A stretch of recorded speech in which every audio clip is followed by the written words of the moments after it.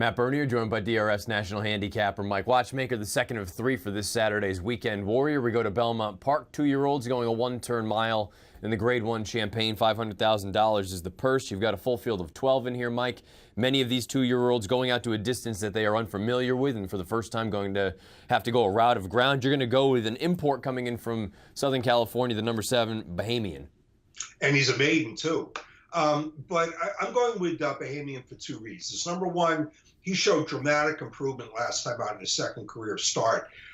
He was a very good second, far ahead of everybody else in that race to Solomini. And so in that effort, looks a lot better after the way Solomini ran and the front runner last week in Santa Anita. Now, Solomini finished second in the front runner, and I know he was beaten a long way by the freakish Boltoro in that race, but still, I thought Solomini ran well to be second in that race, and he ran relatively fast, and I think that his effort in the front runner reflects well on Bahamian. So that's one of the reasons why I like Bahamian in here. The other is, I've just got a feeling at this particular point in the season, and it could change, and I might be wrong, but I just think the Southern California 2-year-olds are more advanced than the New York 2-year-olds at this particular point in time.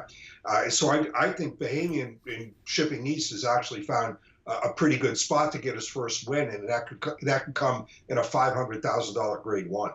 As far as speed figures are concerned, the fastest horse in this race is the number 9 Honorable Treasure for Kenny McPeak. This is a horse that, there was a race washed off the turf off at Saratoga, goes 7/8 of a mile on the main track, runs a hole in the wind. Esmash has come back since to flatter that, breaking his maiden. He'll run down at Keeneland in the Futurity on Saturday afternoon. Overall thoughts on Honorable Treasure?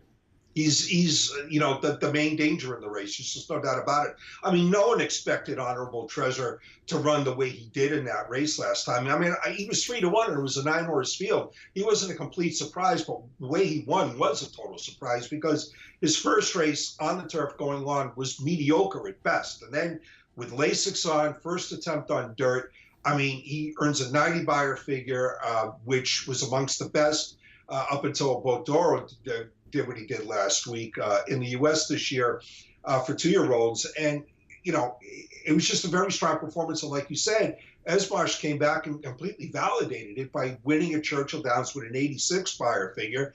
And he's one of, I think, a top 3 win threat for the Breeders' Futurity Saturday at Keeneland. So, Honorable Treasure is going to be tough in this spot if he runs back to that. You also have the top 2 finishers from a maiden special weight race on Travers Day, the opening race of the day, actually. One of them happens to be $1 Million Baby in Good Magic for Chad Brown, and the winner of that race was the number 11 Has It for Todd Pletcher. I'm interested to hear what you think about that race, because when I watched it at face value and then going back and watching it again, that pace just never materialized, and it makes me wonder, although their figs are competitive, I don't know if I really trust them in this spot. I understand what you're saying, Matt. It was interesting. There was only a length between Hazard and Good Magic at the finish of that race. We also have the top 2 finishers in a maiden special weight race. It happened to be the first race of the day on Travers Day up at Saratoga. That's the number 6 Good Magic, who finished second that day. Happens to be $1 Million Baby for Chad Brown. And then the 11 Has It, the winner of that race for Todd Pletcher.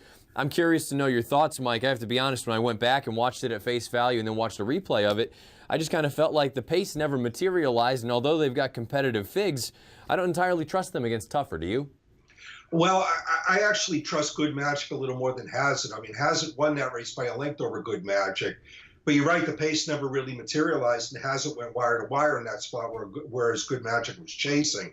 So I think that maybe from a tactical standpoint, Good Magic might have been at a slight disadvantage. The thing of it is that Hazard, who was on that day a Todd Pletcher first-time starter, was a few ticks over 3-1, and Good Magic, who was Chad Brown first-time starter that day, was less than 4-5. And that's a huge disparity in money, and I just don't think the money could have been that wrong. And I'm expecting Good Magic to turn the tables on Hazard in this spot. Whether that's enough to get him in the winner's circle remains to be seen.